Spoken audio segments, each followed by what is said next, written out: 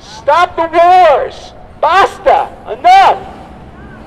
All right, I've gotten a few things off my chest. I'm guessing there's some other people here who might have some things you want to say, and I'd like to invite you to come up and share your thoughts. I'm a veteran of the Vietnam War. I was a sergeant in an infantry platoon with the 25th Infantry Division. I was wounded twice, and for 50 years, what I have wanted to get rid of this incredible weight that has always been on my shoulders is not a monetary reward for my service to my country. I've dreamed of the day when my country would officially admit as a country that what we did in Vietnam was a war crime, that we murdered 4 million human beings, and we even have an admission from our country that it was a mistake. It was war crimes. That's what the 7,000 pages of the Pentagon Papers have proven. And it's always been like there's this incredible weight that I and other veterans carry, that there's been no admission about what we've done. And now what happens?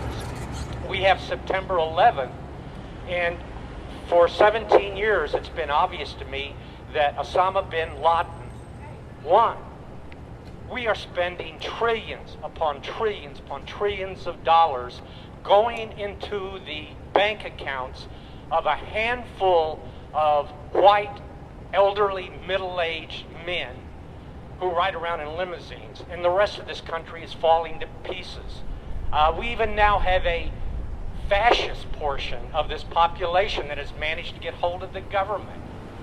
And hundreds of thousands of innocent human beings in 17 years have been murdered in these wars that are obviously never going to end.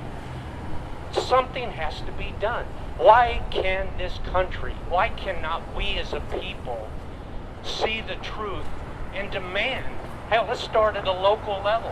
Where are all the politicians in Boone County today? You think they don't know about this event today?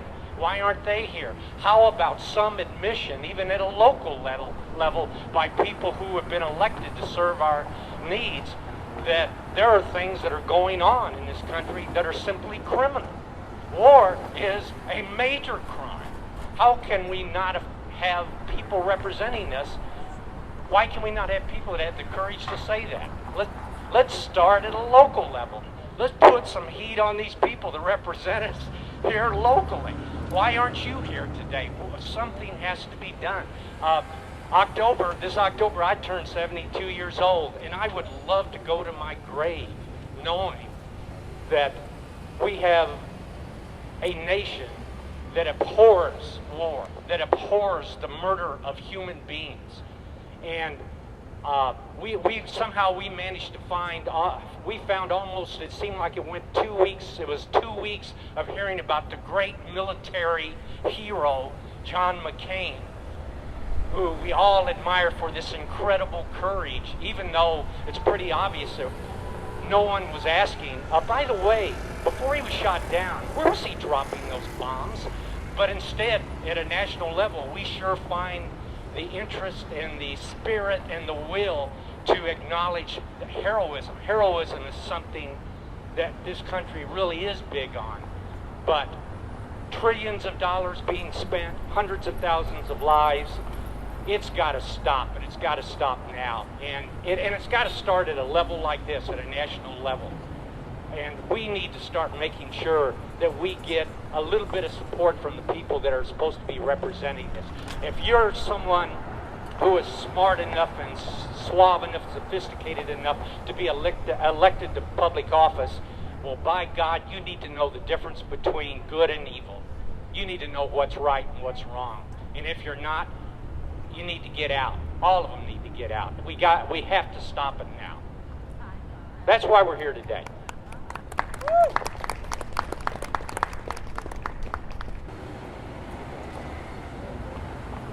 My name's Bob Quick. I'm a nurse. I work.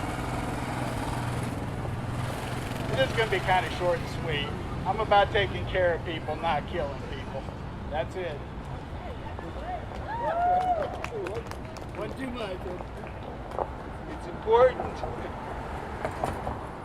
I'm just a local citizen, and John brought up community issues and supporting our community and our local elected officials. And there's two things that have really been on my mind. And the first one is the fact that public transportation is being cut in this city because it costs too much. That, for the people that need public transportation, that is really difficult for them. The other thing that bothers me is that we can't seem to find the money to give our refuge collectors a good raise, which they deserve. And I know that's really the community level. I'm here because I support all of this, but I think we need to get our local officials, to look at people, look at what's important, and instead of always looking at the bottom line. No pressure, but if somebody else would like to come up and share a few thoughts, this would be an appropriate time. Maybe while I'm waiting for somebody to come up, looks like perhaps my friend Jeff Stack is coming up. I want to just mention an upcoming event that's on a seemingly separate but actually closely related track. This Sunday there's going to be a rally and a walk for the climate taking place.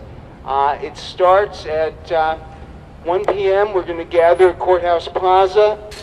Band of Brothers is going to play some music, and then there's going to be a rally. And during that rally, we've invited all the candidates for state and federal legislatures from this area to come and share just for a few minutes their thoughts on climate change and what they would like to see done about it. So far we have, I think, a total of 6 or 7 candidates who've said they'll be there, so we're doing pretty well.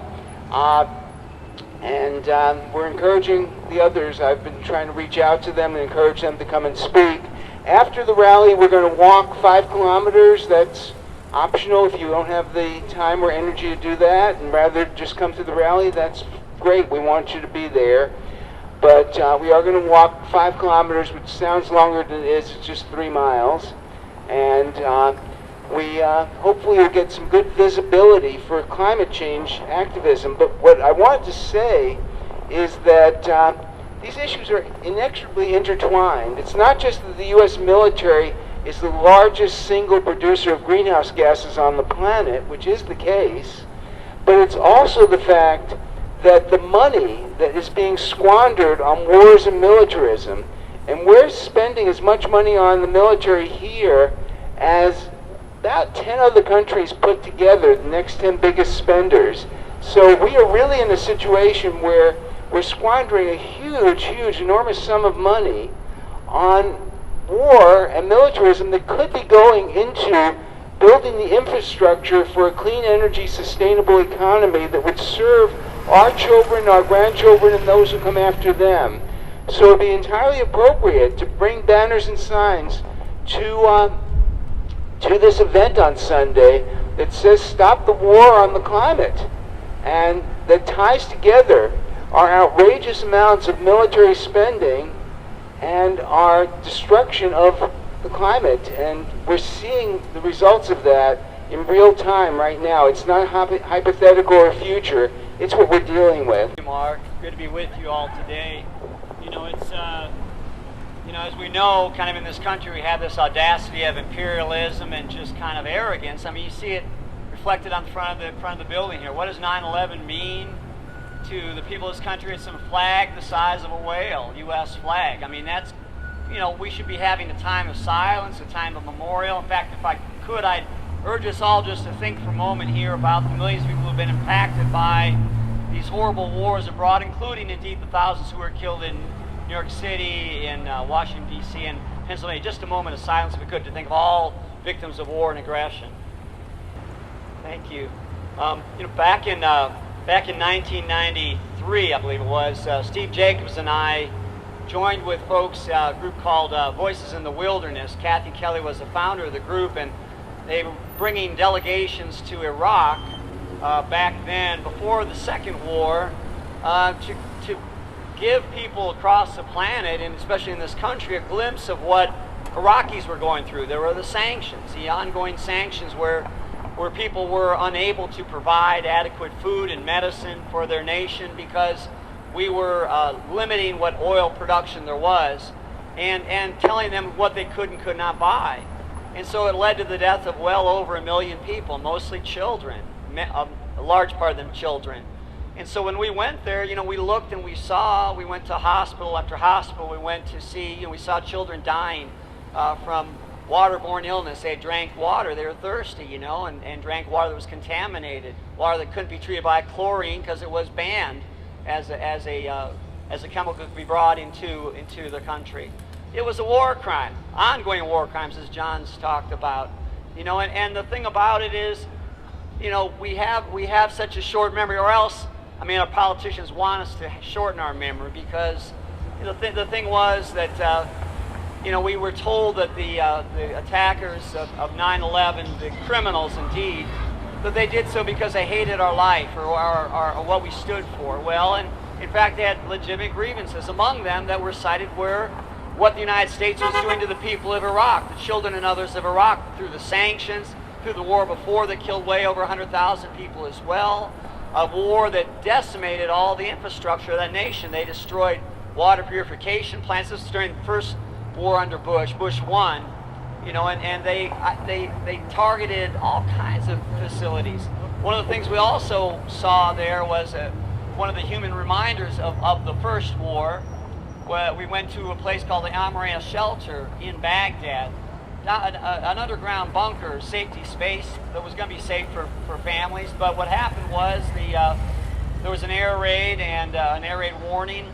Women and children went to that shelter. More than 600 people were in that shelter, and 2 U.S. smart bombs were specifically targeted into that building because theoretically it was a targeting center. Well, that was a bunch of bunk.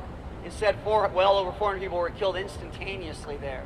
When we went through the tour of the place, you could see the hands of children seared into the walls because there was the sprinkler system went on after the bombs fell in, and it incinerated and boiled people, and people running and trying to get away. In our country, a few people, John, other folks who are vets, very few people understand the reality of war. So when we hear in this country people like John Bolton and Trump and others, talking about how tough we need to be in dealing with people around the world, they don't understand the reality of war at all.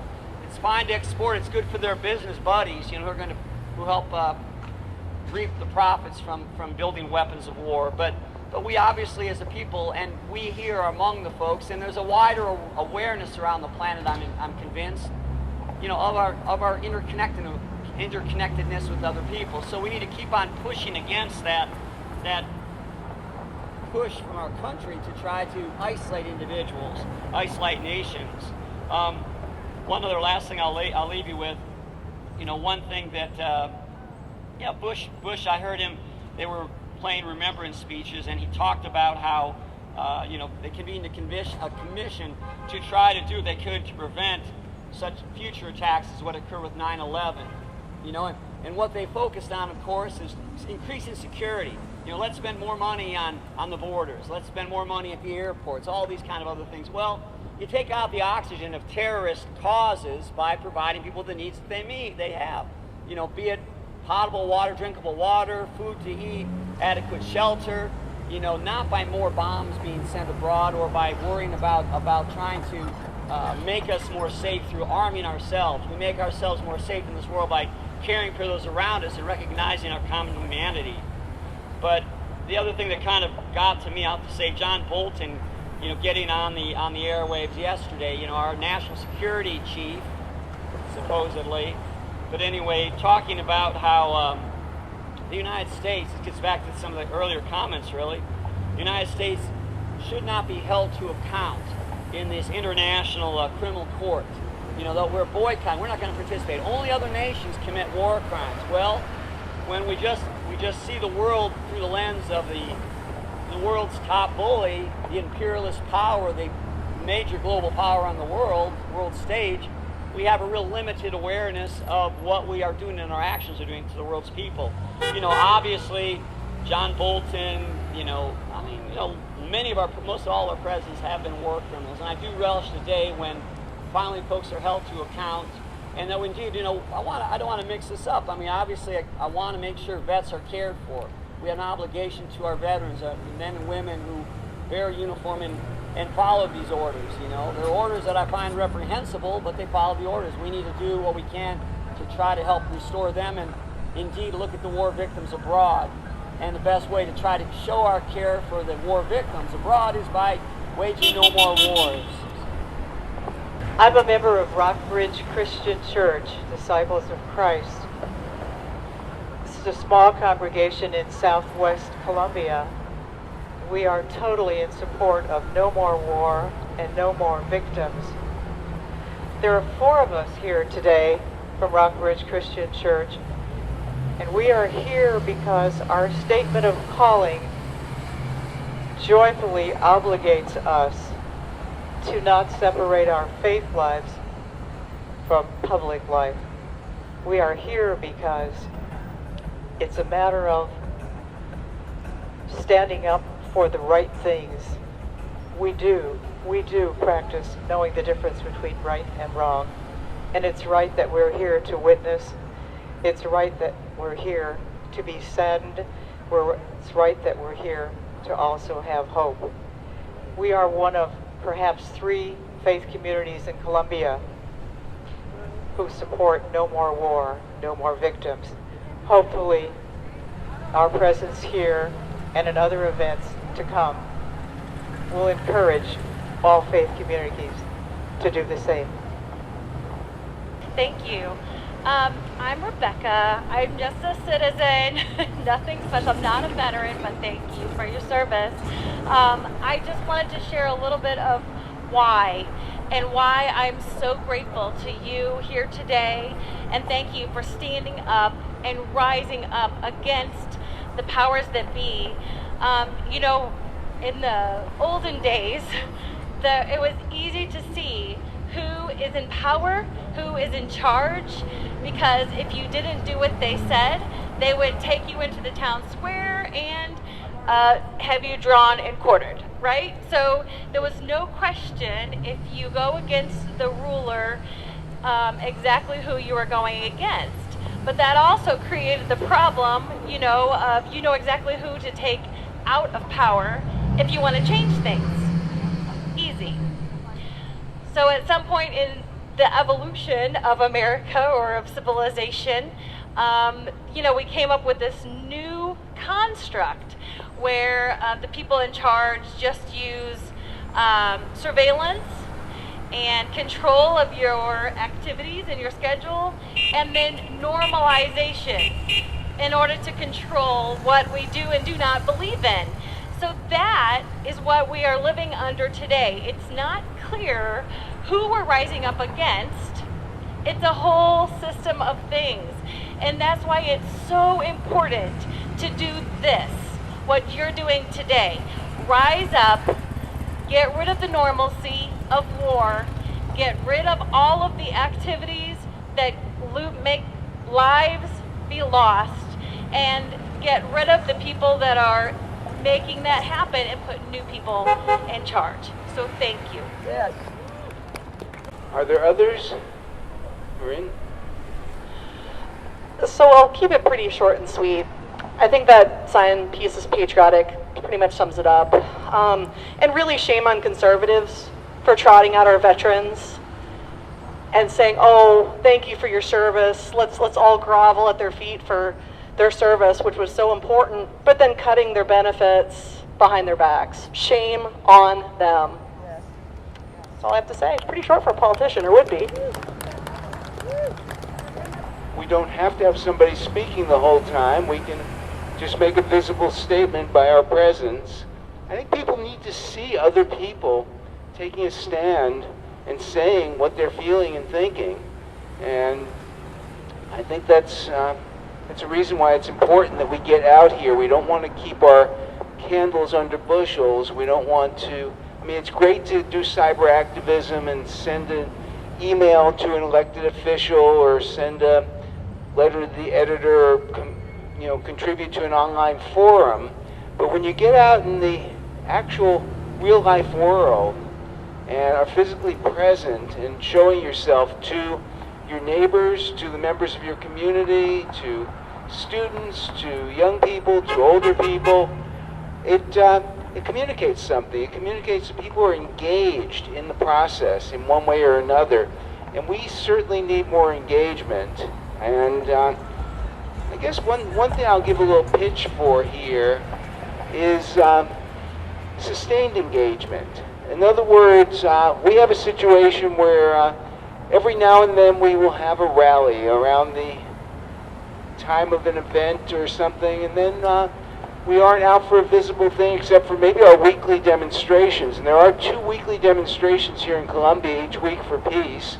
One that takes place every Wednesday from 4:30 to 5:30 at Broadway in Providence, Rush Hour Peace Demonstration, and one that takes place at the Columbia Post Office every Saturday morning from 10 to 11. So there are weekly opportunities to be visible, and there are periodic things like the Hiroshima commemoration we do in early August, or I guess on Memorial Day, Vets for Peace marches in the Memorial Day Parade and holds a public gathering. And those are great things, but one of the other things that's needed are people who will take the time to be core members of organizations like Peaceworks that's put on this event today, or any of our allies who are here, who also, I know, are always looking for people who will be more engaged day in and day out. Well, hello. My name is Denise Davis, and I've been reading a lot on the net about war and the war industry in the United States, and I guess it must be the same in other important big countries like Canada, China, Russia, but there's incredible amounts of money that are being spent for war to create new weapons when our world is dying. I mean, all the environment problems we have, I think the government should be putting all that money into helping people get electric cars and invest in green technology, and also put the money to find solutions to stop pollution and stop destroying the environment instead of putting all that money into war. So I think war should stop absolutely, and the war industry at all cost. Thank you.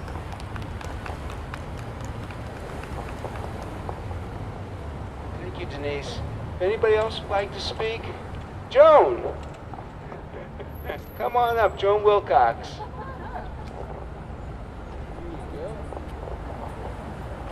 Well, I'm going to lighten the load a little bit until the end.